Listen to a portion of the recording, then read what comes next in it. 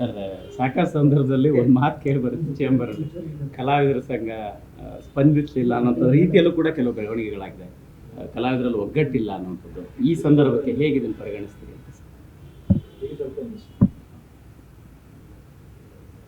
ನಮ್ಮ ಕರ್ನಾಟಕ ಚಲನಚಿತ್ರ ವಾಣಿಜ್ಯ ಮಂಡಳಿಯ ಮಾಜಿ ಅಧ್ಯಕ್ಷರು ಬಾಮ ಹರೀಶ್ ಅವರು ಇವತ್ತು ಈ ಮನವಿನ ಕರ್ನಾಟಕ ಚಲನಚಿತ್ರ ಕಲಾವಿದರ ಸಂಘಕ್ಕೆ ಈ ಥರ ಒಂದು ಮನವಿ ಕೊಟ್ಟಿದ್ದಾರೆ.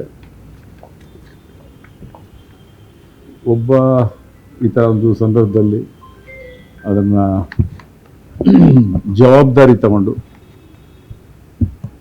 ನಡೀತಾ ಇರೋವಂಥ ಒಂದು ಘಟನೆನ ನಿಲ್ಲಿಸಬೇಕು, ಮತ್ತು ಘಟನೆನ ಉದ್ಭವ ಮಾಡಿದಂಥವ್ರು, ಘಟನೆನ ಇಷ್ಟು ದೊಡ್ಡ ಮಟ್ಟಿಗೆ ತಗೊಂಡೋಗೋದಂಥವ್ರಿಗೆ ಶಿಕ್ಷೆ ಆಗಬೇಕು ಅನ್ನೋದನ್ನು ತಪ್ಪಲ್ಲ.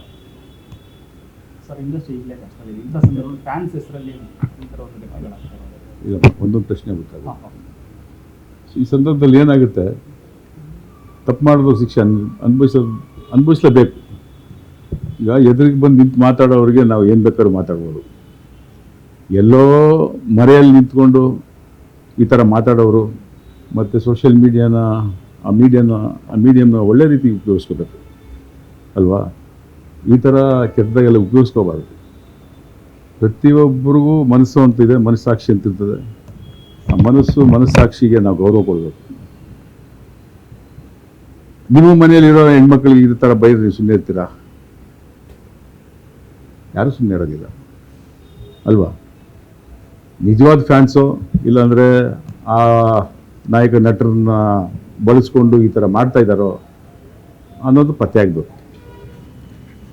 ಮೊನ್ನೆ ರೀಸೆಂಟಾಗಿ ನಾನು ರಮ್ಯಾ ಅವ್ರ ವಿಷಯದಲ್ಲಿ ನಿಜವಾದ ಫ್ಯಾನ್ ಪೇಜಿಂದ ಬರ್ತಾ ಇದೆ ಅಂತ ಹೇಳಿದಾಗ ಯಾರೇ ಆಗಲಿ ಶಿಕ್ಷೆ ಆಗಲೇಬೇಕು. ಅವ್ರಿಗೆ ಮಾಡ್ತಾ ಇರೋರಿಗೂ ಶಿಕ್ಷೆ ಆಗಬೇಕು, ಮಾಡಿಸ್ತಾ ಇರೋರಿಗೂ ಶಿಕ್ಷೆ ಆಗಬೇಕು.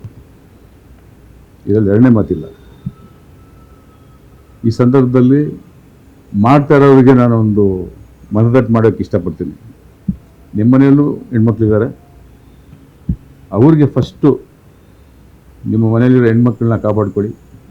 ನಿಮ್ಮ ಮನೆಯಲ್ಲಿರೋ ಹೆಣ್ಮಕ್ಳನ್ನ ತೃಪ್ತಿಪಡಿಸಿ ಸಂತೋಷವಾಗಿ ಇಟ್ಕೊಳ್ಳಿ. ಅವ್ರನ್ನ ನೀವು ಬೇರೆ ಹೆಣ್ಮಕ್ಳನ್ನ ಬೈಯೋದು ಇಲ್ಲ ತೃಪ್ತಿಪಡಿಸೋದ್ರ ಬದಲು ನಿಮ್ಮ ಮನೆಯವ್ರಿಗೆ ಫಸ್ಟು ಅವ್ರನ್ನ ತೃಪ್ತಿಪಡಿಸಿ. ನೀವು ಬೈತೀರಲ್ಲ, ಆ ಬೈಗಳಲ್ಲಿ ಎಷ್ಟೋ ಅರ್ಥ ಇದೆ, ಅದು ನಿಮ್ಮ ಮನೆಯವ್ರಿಗೂ ಅನ್ವಯಿಸುತ್ತೆ. ಫಸ್ಟು ನಿಮ್ಮ ಮನೆಯವ್ರನ್ನ ತೃಪ್ತಿಪಡಿಸಿ ಸಂತೋಷವಾಗಿ ಇಟ್ಕೊಳ್ಳಿ. ನಾಳೆ ಯಾವ ಸ್ಟಾರ್ ನಟರು ನಿಮ್ಗೆ ಬಂದು ಕಾಪಾಡೋದಿಲ್ಲ, ಜ್ಞಾಪಕ ಇಟ್ಕೊಳ್ಳಿ. ಯಾಕಂದರೆ ನನಗೂ ಸುಮಾರು ಜನ ಫ್ಯಾನ್ಸ್ಗಳು ಈ ಥರ ಬೈದು ಚಿತ್ರ ಬಿಡುಗಡೆ ಆಗೋ ಸಂದರ್ಭದಲ್ಲಿ ಸುಮಾರು ಬೈದರು. ನಾನು ಅದನ್ನು ಸೀರಿಯಸ್ಸಾಗಿ ತಗೊಂಡಿಲ್ಲ. ಗಾಳಿಯಲ್ಲಿ ಗುಂಡೊಡಿಯೋರನ್ನ ನಾನು ಕೇರೆ ಮಾಡಲ್ಲ. ಎದುರು ನಿಂತ್ಕೊಂಡ್ಬಂದು ಮಾತಾಡೋರನ್ನ ಗೌರವ ಕೊಡ್ತೀನಿ. ಅವ್ನಿಗೆ ಅವ್ನು ಕೆಟ್ಟದಾಗ ಬೈಲಿ, ನನಗೆ ಗೌರವ ಕೊಡ್ತೀನಿ. ಅವ್ನಿಗೆ ಏನಪ್ಪ ನಿಮ್ಮ ಪ್ರಾಬ್ಲಮ್ ಅಂತ ಕೇಳ್ತೀನಿ ನಾನು. ಇಷ್ಟು ಜನ ಮಾತಾಡ್ತಾರಲ್ಲ, 100 ಜನ ಆಗಲಿ 2000 ಬಂದು ನಿಂತ್ಕೊಳ್ಳೋಕೆ ಕೇಳಿ, ಬರೋಕ್ಕೆ ಕೇಳಿ, ಅವ್ರನ್ನೆಲ್ಲ ಎದುರು ನಿಂತ್ಕೊಳ್ಳೋಕೆ ಕೇಳಿ. ಆ ಒಂದು ಹೀರೋ ಸಪೋರ್ಟ್ ಮಾಡಿಕೊಂಡು ಯಾರನ್ನ ಆಗಲಿ, ಎಂಥ ಹೀರೋನ ಆಗ್ಬೋದು, ಆ ಹೀರೋಗಳನ್ನ ಸಪೋರ್ಟ್ ಮಾಡಿಕೊಂಡು ನಿಂತ್ಕೋತೀವಿ ಅವ್ರ ಹಿಂದೆ ಅನ್ನೋರು ನಿಜವಾಗ್ಲೂ ನೀವು ಫ್ಯಾನ್ಸ್ ಆದರೆ ಬನ್ನಿ.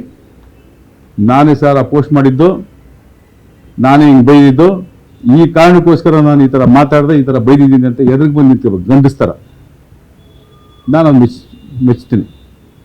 ನಾನೇ ರಮ್ಯಾ ರಿಕ್ವೆಸ್ಟ್ ಮಾಡ್ತೀನಿ, ಇಂಥ ಹುಡುಗ ಏನೋ ಗೊತ್ತಿಲ್ಲದೆ ತಪ್ಪು ಮಾಡೋನೆ, ಇಲ್ಲ ಯಾರೇ ಆಗ್ಬೋದು, ಅವ್ರ ಮೇಲೆ ಆ್ಯಕ್ಷನ್ ತೊಗೋಬೇಡಿ ಅಂತ ನಾನು ಹೇಳ್ತೀನಿ. ಬೇಕಾದ್ರೆ ನೀವು ಇದೆಲ್ಲ ಇಲ್ಲದೆ ನಾವು ಇದೇ ಥರ ಮಾಡ್ತೀವಿ ಅನ್ನೋದಾದರೆ ಇದಕ್ಕೆ ಎಲ್ಲಿ ಹೆಂಗೆ ಬುದ್ಧಿ ಕಲಿಸ್ಬೇಕು, ಪಾಠ ಕಲಿಸ್ಬೇಕು, ನಿಮ್ಮ ಥರ ಅಲ್ಲ, ಲೀಗಲಾಗಿ ಕಲಿಸ್ತೀವಿ ನಾವು. ಲಾ ಅನ್ನೋದಿದೆ, ಲೀಗಲ್ಲಾಗಿ ಇದನ್ನು ಯಾವ ರೀತಿ ಆ್ಯಕ್ಷನ್ ತಗೋಬೇಕೋ ಮುಗಿಸ್ತೀವಿ ಅದನ್ನು.